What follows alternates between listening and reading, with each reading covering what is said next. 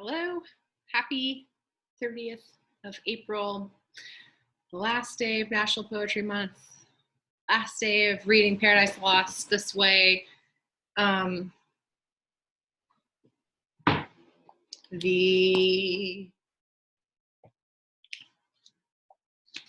do a little counting really quickly. Should have done that ahead of time.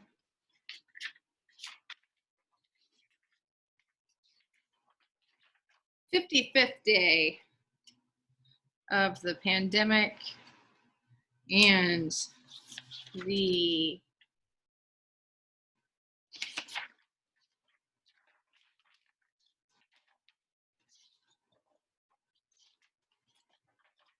third day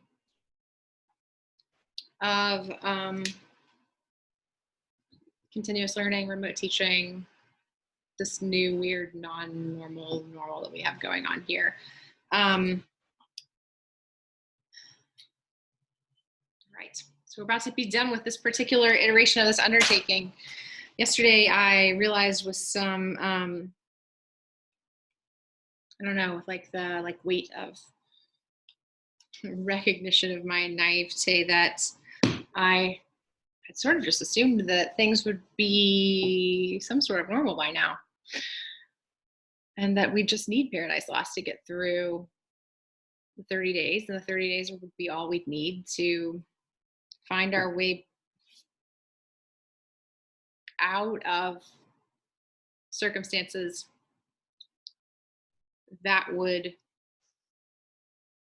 I don't know, lend themselves to or ask for or benefit from some sort of recording of the day in the lives of all of us. But clearly that's not the case, which is a little bit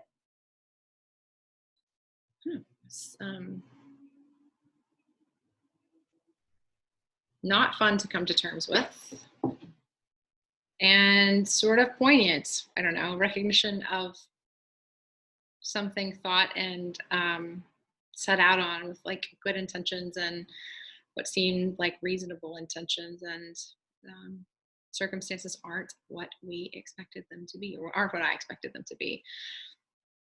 And really what I realized is that I wasn't even looking very fully at what the circumstances actually were. It's very hopeful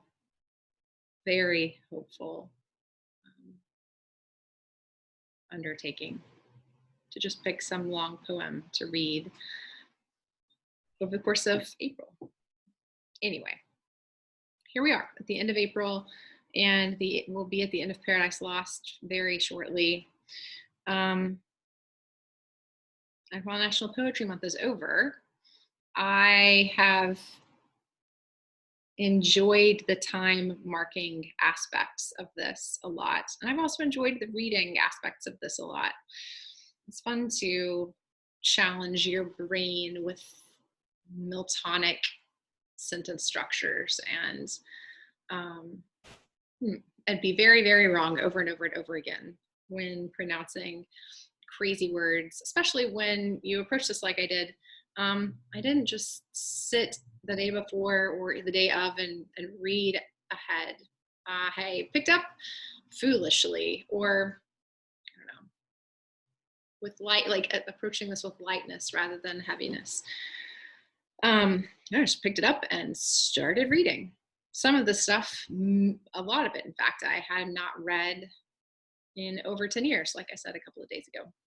Anyway, right, so I'm going to keep doing this. I don't know what I'm going to read yet. I've gotten some suggestions from friends on Facebook. Some suggestions include Sydney's Astrophil and Stella sonnet sequence. Others include Spenser's The Fairy Queen. I think those particular suggesters are just really hoping to put me in a situation where I trip and stumble all the time, because Spenser has always struck me as a more challenging actual read than Milton, but I might be wrong. Other suggestions have been Seamus Heaney's translation of Beowulf, which I would love to do and might do at some point. I left my copy at school, so I won't be able to do that until the end of May at least, because I suspect it'll be before then. It'll be like after then before I'm allowed to get back down to my classroom. I personally also thought about Ovid's Metamorphoses, Charles Martin's poetic translation, which I love, and I teach bits and pieces of it regularly. Another suggestion has been the Divine Comedy, and I'm looking into that too. And we've got this great new translation of the Odyssey that I want to check out. The first translation by a woman. So anyway, lots of stuff. Oh, and even Whitman, which I thought about for a second. I don't know what I'm going to do next, but probably something a little bit shorter, just to give me some transition time to think. Maybe something like Pope's The Rape of the Lock, some transition from epic, very serious epic into mock epic. That's quite a bit shorter, and heroic couplets are super fun to read aloud. And the tone is just completely different. Anyway, that's a lot of preamble. I did not today come dressed in imitation of Eve, or at least like hair done in imitation of Eve.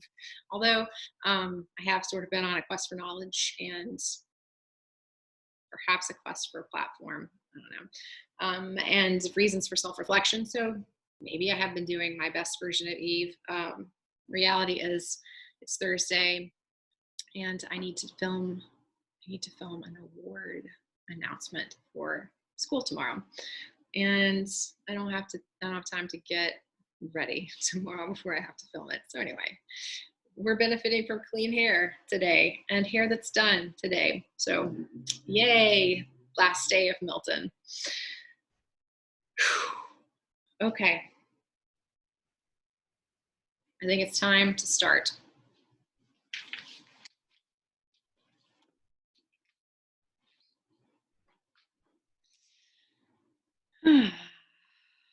Yesterday we read from line 1 to line 371. So today I'm going to read from line 372 to 649, and then we'll be finished. All right.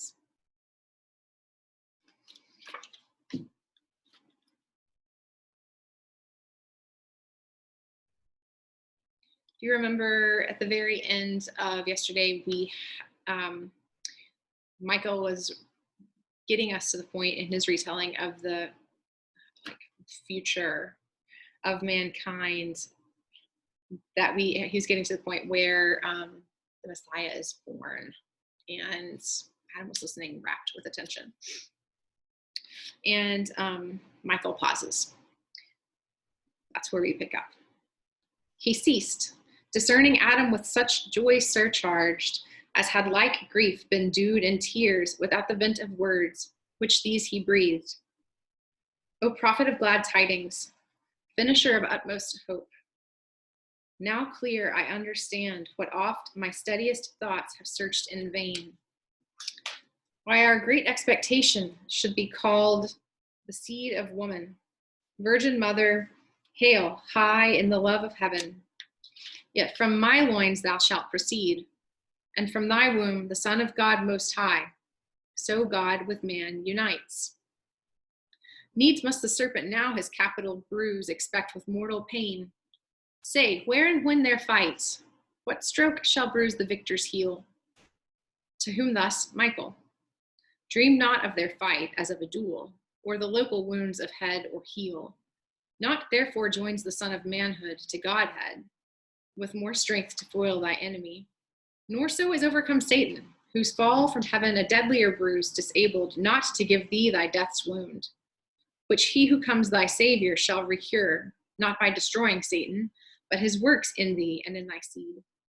Nor can this be but by fulfilling that which thou didst want, obedience to the law of God, imposed on penalty of death, and suffering death, the penalty to thy transgression due, and due to theirs, which out of thine will grow.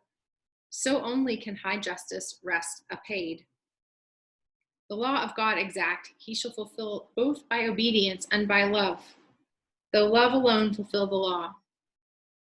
Thy punishment he shall endure by coming in the flesh to a reproachful life and cursed death, proclaiming life to all who shall believe in his redemption, and that his obedience imputed becomes theirs by faith, his merits to save them, not their own, though legal works. For this he shall live hated, be blasphemed, seized on by force, judged and to death condemned, a shameful and accursed, nailed to the cross by his own nation, slain for bringing life. But to the cross he nails thy enemies, the law that is against thee, and the sins of all mankind. With him they are crucified, never to hurt them more who rightly trust in this his satisfaction. So he dies, but soon revives. Death over him no power shall long usurp. Ere the third dawning light return, the stars of morn shall see him rise out of his grave, fresh as the dawning light, thy ransom paid, which man from death redeems. His death for man, as many as offered life, neglect not, and the benefit embrace by faith, not void of works. This godlike act annuls thy doom, the death thou should have died in sin, forever lost from life. This act shall bruise the head of Satan, crush his strength, defeating sin and death, his two main arms, and fix far deeper in his head their stings than temporal death shall bruise the victor's heel, or theirs whom he redeems. A death like sleep, a gentle wafting to immortal life. Nor after resurrection shall he stay longer on earth than certain times to appear to his disciples, men who in his life still followed him. To them shall leave in charge to teach all nations what of him they learned and his salvation. Them who shall believe, baptizing in the perfluent stream, the sign of washing them from guilt of sin to life pure, and in mind prepared, if so befall, for death, like that which the Redeemer died. All nations they shall teach. For them that day, not only to the sons of Abraham's loins, salvation shall be preached, but to the sons of Abraham's faith, wherever through the world. So in his seed all nations shall be blessed. Then to the heaven of heavens he shall ascend with victory, triumphing through the air over his foes and thine. There shall surprise the serpent, prince of air, and drag in chains through all his realm, and there confounded leave. Then enter into glory, and resume his seat at God's right hand, exalted high above the names in heaven. And thence shall come when this world's dissolution shall be ripe, with glory and power to judge both quick and dead, to judge the unfaithful dead, but to reward his faithful and receive them into bliss, whether in heaven or earth, for then the earth shall be a paradise, far happier place than this of Eden, and far happier days. So spake the Archangel Michael, then paused as the world's great period. And our sire, replete with joy and wonder, thus replied, O goodness infinite, goodness immense, that all this good of evil shall produce, and evil turn to good. More wonderful than that which by creation first brought forth light out of darkness. Full of doubt I stand, whether I should repent me now of sin by me done and occasioned, or rejoice much more. That much more good thereof shall spring, to God more glory, more good to men from God, and over wrath grace shall abound. But say, if our deliverer up to heaven must reascend, what will betide the few, his faithful, left among the unfaithful herd, the enemies of truth? Who then shall guide his people who defend? Will they not deal worse with his followers than with him they dealt? Be sure they will, said the angel, but from heaven he to his own a comforter will send, the promise of the Father, who shall dwell his spirit within them, and the law of faith, working through love, upon their hearts shall write, to them, to guide them in all truth, and also arm with spiritual armor, able to resist Satan's assaults and quench his fiery darts. What man can do against them?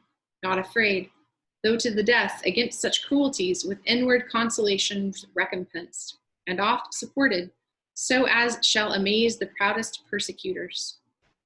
For the Spirit poured first on his apostles, whom he sends to evangelize the nations, then on all baptized. Shall them with wondrous gifts endue to speak all tongues and do all miracles, as did their Lord before them. Thus they win great numbers of each nation to receive with joy the tidings brought from heaven. At length their ministry performed, and race well run. Their doctrine and their story written left they die. But in their room, as they forewarn, wolves shall succeed for teachers, grievous wolves, who all the sacred mysteries of heaven to their own vile advantages shall turn of lucre and ambition, and the truth with superstitions and traditions taint, left only in those written records pure, though not but by the Spirit understood. Then shall they seek to avail themselves of names, places, and titles, and with these to join secular power, though feigning still to act by spiritual, to themselves appropriating the Spirit of God, promised alike and given to all believers. And from that pretense, spiritual laws by carnal power shall force on every conscience, laws which none shall find left them enrolled, or what the Spirit within shall on the heart engrave. What will they then but force the Spirit of grace itself, and bind his consort liberty? What but unbuild his living temples, built by faith to stand, their own faith, not another's? For on earth, who against faith and conscience can be heard infallible? Yet many will presume. Whence heavy persecution shall arise on all who in the worship persevere of spirit and truth. The rest, far greater part, will deem in outward rites and specious forms religion satisfied. Truth shall retire, be struck with slanderous darts, and works of faith rarely to be found. So shall the world go on, to good malignant, to bad men benign, under her own weight groaning, till the day appear of respiration to the just, and vengeance to the wicked, at return of him so lately promised to thy aid, the woman's seed, obscurely then foretold, now amplier known thy Savior and thy Lord, last in the clouds from heaven to be revealed in glory of the Father, to dissolve Satan with his perverted world, then raised from the conflagrant mass, purged and refined, new heavens, new earth, ages of endless date founded in righteousness and peace of love, to bring forth fruits, joy, and eternal bliss. He ended, and Adam thus replied, How soon hath thy prediction, seer blessed, measured this transient world, the race of time, till time stand fixed. Beyond is all abyss, eternity, whose end no eye can reach. Greatly instructed, I shall hence depart, greatly in peace of thought, and have my fill of knowledge, what this vessel can contain, beyond which was my folly to aspire. Henceforth I learn that to obey is best, and love with fear the only God, to walk as in his presence, ever to observe his providence, and on him soul depends, merciful over all his works, with good still overcoming evil, and by small accomplishing great things, by things deemed weak, subverting worldly strong, and worldly wise by simply meek. That suffering for truth's sake is fortitude to highest victory, and to the faithful death the gate of life. Taught this by his example, whom I now acknowledge my Redeemer, ever blessed. To whom thus also the angel last replied, This having learnt, thou hast attained the sum of wisdom. Hope no higher, though all the stars thou knewest by name, and all the ethereal powers, all secrets of the deep, all nature's works, or works of heaven or works of God in heaven, air, earth, or sea, and all the riches of this world enjoyest, and all the rule, one empire. Only add deeds to thy knowledge answerable. Add faith, add virtue, patience, temperance. Add love, by name to come called charity, the soul of all the rest. Then wilt thou not be loath to leave this paradise, but shall possess a paradise within thee, happier far.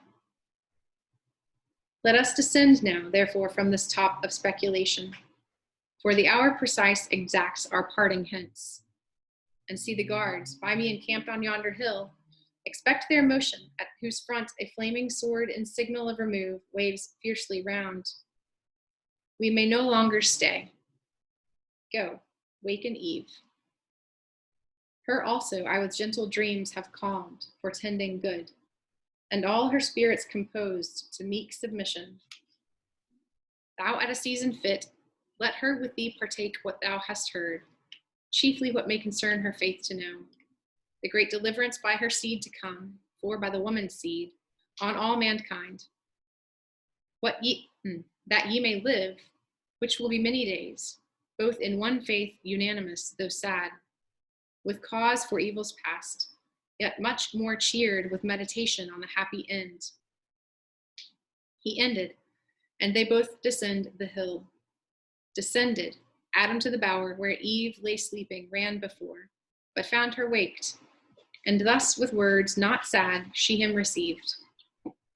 Whence thou returnest, and whither wentest, I know, for God is also in sleep, and dreams advise, which he hath sent propitious, some great good presaging, since with sorrow and heart's distress, wearied I fell asleep. But now lead on. In me is no delay. With thee to go is to stay here. Without thee here to stay is to go hence unwilling. Thou to me art all things under heaven, all places thou, who for my willful crime art banished hence. This further consolation yet secure I carry hence. Though all by me is lost, such favor I unworthy am vouchsafed. By me the promised seed shall all restore. So spake our mother Eve, and Adam heard well pleased, but answered not. For now too high the archangel stood, and from the other hill to their fixed station, all in bright array the cherubim descended. On the ground gliding meteorous, as evening mist risen from a river, or the marish glides, and gathers ground fast at the laborer's heel, homeward returning. High in front advanced, the brandished sword of God before them blazed, fierce as a comet, which with torrid heat and vapor, as the Libyan air adust, began to parch that temperate clime, whereat in either hand the hastening angel caught our lingering parents, and to the eastern gate led them direct, and down the cliff as fast to the subjected plain, then disappeared. They, looking back, all the eastern side beheld of paradise, so late their happy seat, waved over by the flaming brand, the gate with dreadful faces thronged and fiery arms. Some natural tears they dropped, but wiped them soon. The world was all before them, where to choose their place of rest, and Providence their guide. They, hand in hand, with wandering steps and slow, through Eden took their solitary way. All right, that's it. All of Paradise Lost. It feels like something. I don't know what exactly, but it feels like something. If you're watching, hang in there.